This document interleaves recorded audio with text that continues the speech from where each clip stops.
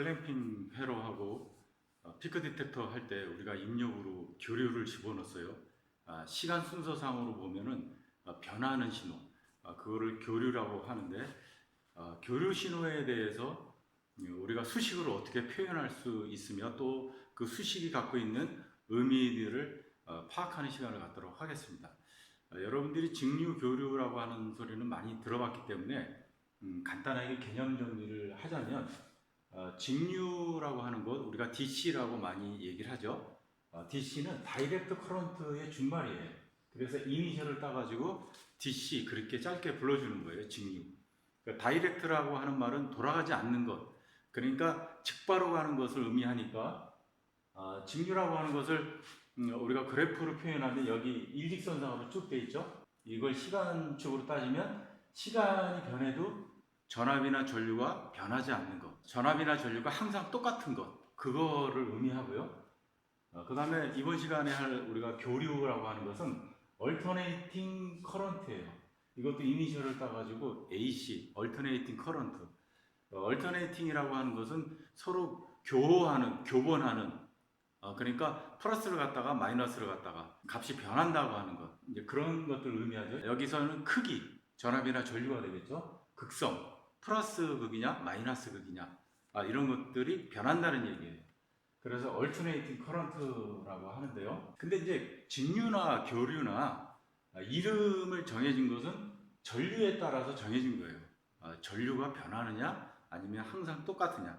근데 이거 가지고 우리가 보통은 DC 전압, AC 전압, 이렇게 전압으로도 쓸 수가 있죠. 원래는 이름이라고 하는 것은 전류가 변하는 것 또는 일정한 것, 그런 거에 따라서 이름을 따왔다고 하는 것, 여러분들이 그거를 알아두시고요. 이제 일정하게 흐르는 것은 직류가 되겠고, 여기 보시면은 여기 자주색으로 표현된 것, 시간에 따라서 크기하고 극성이 변하는 것, 이것은 교류라고 얘기할 수 있어요. 그 다음에 여기 맥류가 있어요. 우리가 피크 디텍터를 분석을 하면서 교류를 직류로 만들 때 코드 다이오드하고 그 다음에 캐패시터를 써가지고 직류로 만드는데 약간 리플이 있죠. DC에다가 교류가 실린 그런 형태가 되는 건데, 여기도 보면 DC가 떠 있는 상태에서 교류가 합쳐진 것, 이건 DC 플러스 AC가 되겠죠. 파형이 왜곡 없이 나오는 이런 파도 있지만은 뭐 파형의 왜곡이 있는 이런 파도 있겠죠. 외음파 교류 뭐 이렇게 쓸 수도 있고요. 그 다음에 정류회로에서 우리가 정류를 하면은 이런 식으로 펄스 전류라고도 볼 수가 있죠. 교류가 이렇게 많이 나눠지는데, 그럼 우리가 교류를 수식하기 위해서 기본적으로 주파수하고 주기를 좀 알아야 돼요. 그걸 한번 짚고서 교류를 식으로 한번 표현해 보도록 하겠습니다. 교류에서는 파라미터로서 주파수하고 주기가 중요한데요. 그거를 어떻게 우리가 이제 파악을 할지 한번 그림을 보고 생각해 보도록 하겠습니다. 여기 정연파가 있어요. 정연파. 이걸 정연파라고 하는데, 정연파는 한자로 발을정자에다가 활현자를 써가지고 바르게 활이 휘었다, 이런 의미를 갖고 있어요. 그래서 이거를 영어로 쓰면은 보통은 사인파라고 얘기를 해줘요. 사인파, 사인 웨이브. 물리나 전기전자공학에서는 시뉴소이달이라고 하는 거를 많이 써요. 시뉴소이달. 여러분들이 이걸 많이 쓸 거예요. 이걸 정연파라고 하는 의미로 쓰이는데, 시뉴소이달이라고 하는 말은 이제 이거 라틴어에서 왔다 그래요. 시뉴스라고 하는 말이 구부러진, 활, 이런 의미를 갖고 있고, 오이드라고 하는 거는 뭐뭐과 같은, 그러니까 활이 구부러진 것과 같은 뭐 그런 의미를 갖고 있는 거예요. 그런 의미에서 한자로 정연파, 활이 아주 정확하게 이렇게 구부러진 것, 그런 뜻하고 사실은 일맥상통하는 거예요. 활이 이렇게 구부러진 거가 정확하게 구부러졌다 그러면 뭐 이런 식으로 됐겠죠. 그래서 여기 보시면 이런 것들이 활처럼 똑바로 구부러진 것, 그런 형태를 우리가 볼 수 있어요. 그래서 시뉴소이달이나 이걸 정연파라고 하는 것은 아주 적절하게 빗대서 이제 명칭을 정한 것 같은데, 그래서 여러분들이 사인 웨이브라고 하는 말도 이제 많이 쓰지만은 더 많이 쓰는 것은 시뉴소이달, 이런 말을 이제 많이 들을 거예요. 그래서 여기 보시면 SIN, 사인이라고 써있죠. 이자가 빠졌는데 어쨌든 SIN 그러면 사인파. 여러분들이 그렇게 생각하시면 돼요. 자, 그래서 이런 것들은 주기가 있어요. 주기라고 하는 것은 순환주기를 얘기하는 거예요. 예를 들어서 봄, 여름, 가을, 겨울 했다가 다시 봄으로 돌아오죠. 그런 것들을 순환주기라고 하는데 여기를 보시면은 플러스를 갖다가 마이너스를 하고 다시 원점으로 돌아오고 또 플러스를 갖다가 마이너스를 갖다가 원점으로 돌아오고 그래서 이거를 하나의 순환주기라고 하면 이거를 주기라고 얘기할 수 있어요. 이거를 한 주기.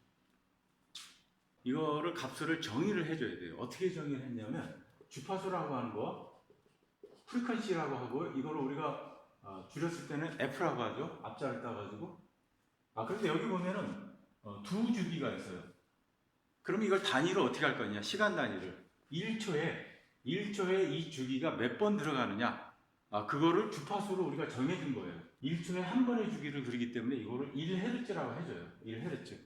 그 다음에 1초에 이건 두 번 들어갔죠? 그러면 이게 2Hz라고 얘기해주고 그 다음에 이거 같은 경우는 여기 60사이클이 들어갔다라는데 주기 파형이 1초에 60개가 들어갔어요.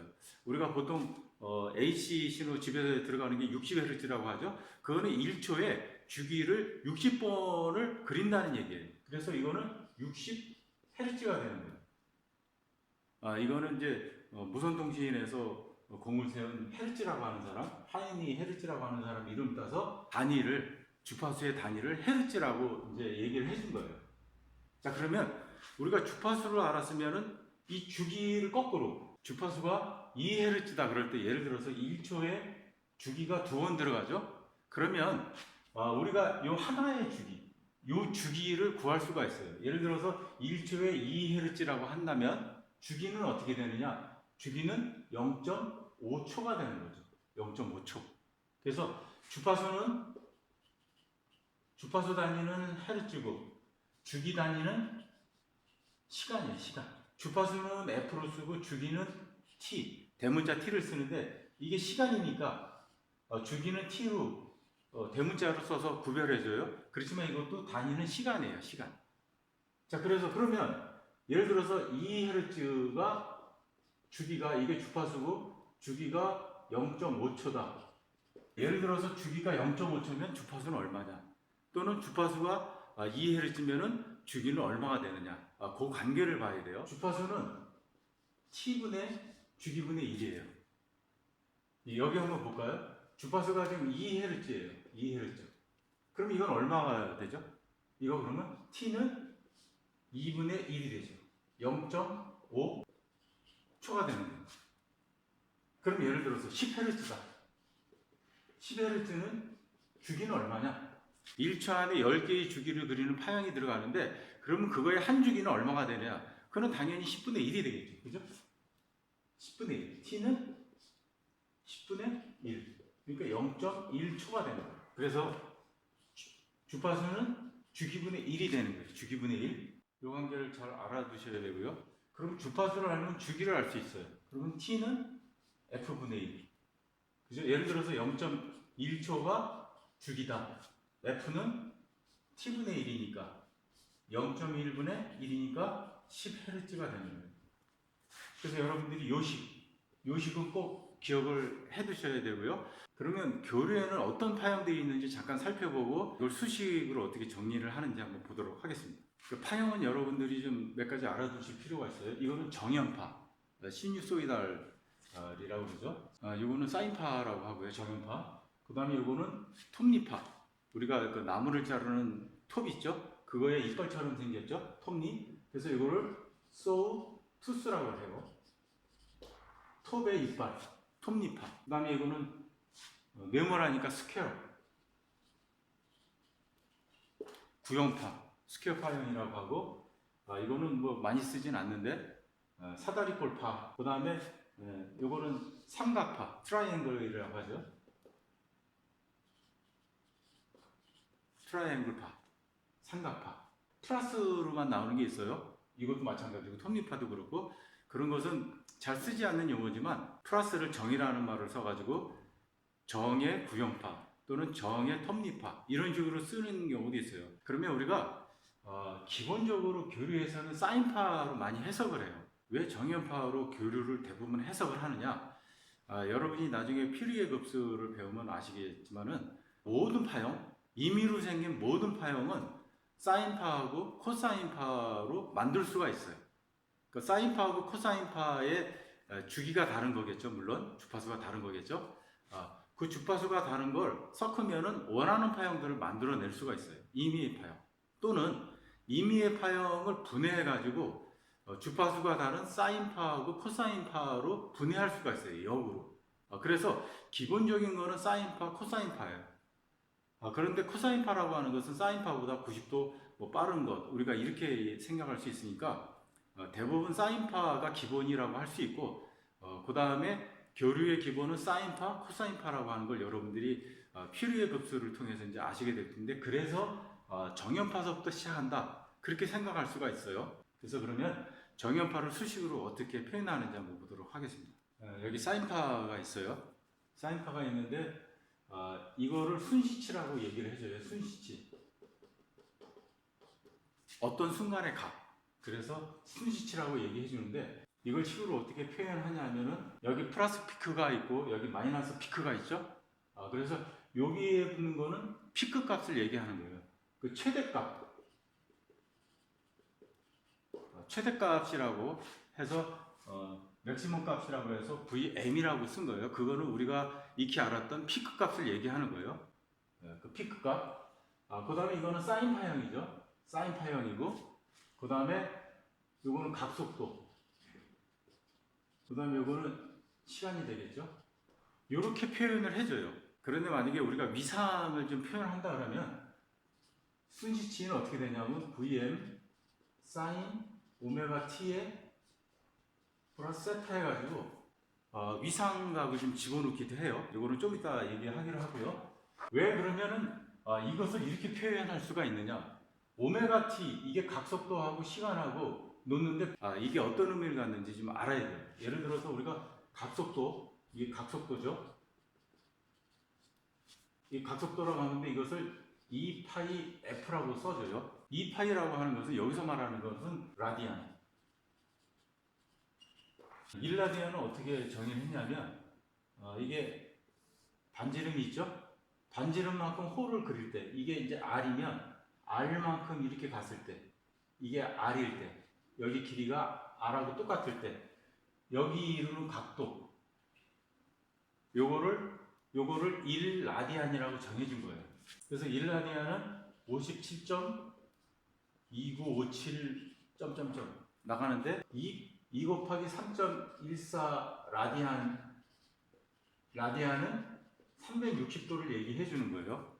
여기다가 57.2957도를 넣으면은 360도 정확하게 나오는데, 그래서 2파이라고 하는 것은 라디안을 얘기하는 거예요. 그래서 여러분들이 사인 얼마, 사인 n 오메가 t 뭐 이런 것들이 나오면 그건 라디안을 얘기한다고 생각하셔야 돼요. 그 다음에 그것은 t분의 1로 쓸 수가 있죠. 자, 그러면 여기서 우리가 오메가 t라고 하는 것, 오메가 t라고 하는 게 어떤 차원을 갖는지를 좀 알아야 돼요. 오메가 t죠. 이거는 2파이 f t가 되는 거예요. 그래서 어떤 책에서는 v equal vm sin 2파이 f t 이런 식으로 써줘요. 좀 복잡하게 써주는데 이걸 간단하게 오메가 t라고 써주기도 하고. 그러면 중요한 건 뭐냐면 우리가 이 식에서 이게 어떤 차원을 갖는지가 중요해요. 속도냐, 각도냐, 뭐 이런 식의 것, 시간이냐. 이거는 2파이 주기분의 1로 쓸 수가 있죠. 그 다음에 여기 시간이 있죠. 그럼 요거를 보면 시간 지워준다고 보고, 그러면 2파이가 나와요. 그러면 이게 라디안이라고 그랬죠. 그럼 이거는 뭐냐면 각도예요. 각도의 의미예요. 그래서 VM 사인 오메가 t 할 때 이건 각도를 얘기하는 거예요. 그래서 예를 들어서 사인 뭐 90도 그러면은 사인 90도는 1이고 우리가 이렇게 쓸 수 있죠. 그래서 요거는 각도를 얘기하는 거예요. 90도라고 하는 걸 의미하는 거예요. 우리가 이건 각도를 그냥 일반적으로 표현한 거고, 이거는 오메가 t라고 하는 것은 이건 라디안으로 표현한 각도를 얘기하는 거예요. 라디안으로 표현한 각도. 나중에 계산할 때 그 차이를 알으셔야 되는데 그거는 나중에 한번 예를 들어서 보기로 하고요. 자, 그러면 이거 가지고 우리가 이 순식값 요때는 얼마냐? 그런 걸 한번 계산해 보도록 하죠. 예를 들어서 VM이 20V예요. 그러니까 피크 볼티지가 되겠죠. 20V가 되고, 그 다음에 주파수는 50Hz가 들어왔을 때 2.5 mS에서의 값.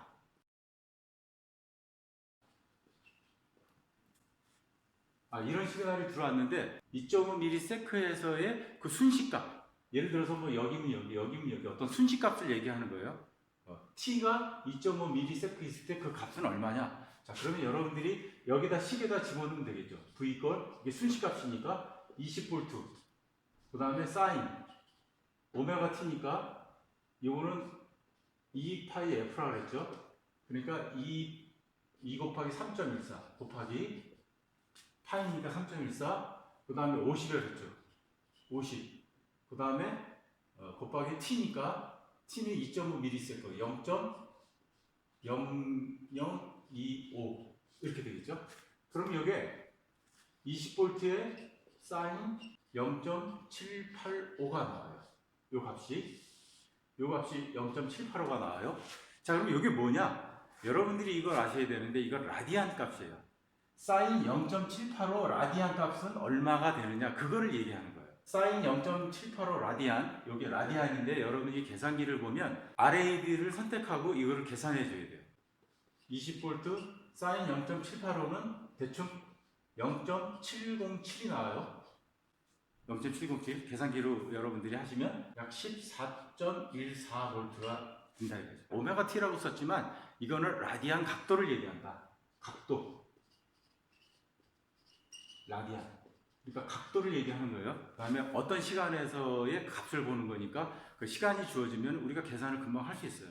그 다음에 여러분들이 좀 알아두셔야 될 게 뭐냐면 위상이라고 하는 건데 위상을 한번 보도록 하겠습니다. 자, 이거를 V 이퀄 Vm 사인 오메가 T라고 하면 지금 여기하고 여기 사이에 각도가 세타라고 했을 때 그러면 이거는 요 신호는 어떻게 쓸 수 있냐면은 이건 V1이라고 치고 이건 V2라고 하죠. 그러면 Vm 요거는 똑같아요. 이거는 이제 최대치가 Vm 똑같고 Vm 사인 오메가 T에 플러스 세타라고 쓸 수 있어요. 여러분들이 플러스 세타 이런 식으로 요 가로 안에 든 것처럼 썼다 그러면은 이 기본적인 신호보다 세타만큼 상이 앞서 있다고 생각하시면 돼요. 이 세타만큼을 위상차라고 해주는 거예요. 이게 시간으로 표현됐지만은 이 차원은 각도라고 그랬잖아요. 각도에 따라서 값이 달라지겠죠. 그거를 우리가 페이즈 위상이라고 해주는 거예요. 그러니까 말하자면 여기 위상이 되겠죠. 위상이나 또는 위상 각도. 그래서 이거를 페이즈라고 불러주는 거예요. 그래서 여러분들이 교류에서 위상, 그 위상이 무엇이냐? 아주 간단하게 생각해서 위상 그러면 각도라고 생각하시고 두 파형의 어떤 세타만큼 차이가 났다. 그러면 그거는 위상차가 있다. 그래서 이런 식으로 됐을 때 오메가 t 플러스 세타가 됐을 때는 그냥 Vm 사인 오메가 t보다 세타만큼 앞서 있다. 근데 마이너스 세타가 됐다. 예를 들어서 V2가 Vm 사인 오메가 t 마이너스 세타가 됐다. 그러면 이건 세타만큼 늦는 걸 얘기하는 거예요. 그럴 때는 V3라고 하면 V3만큼 이게 늦는 거예요. 이게 세타만큼 늦는 거예요. 0점을 기준으로 해서 세타만큼 늦은 것. 플러스 세타라고 하는 것은 0도를 기준으로 해서 세타만큼 앞서 있는 것. 그래서 여러분들이 그 위상관계 이런 것들은 꼭 기본적으로 기초니까 알아두시기 바랍니다.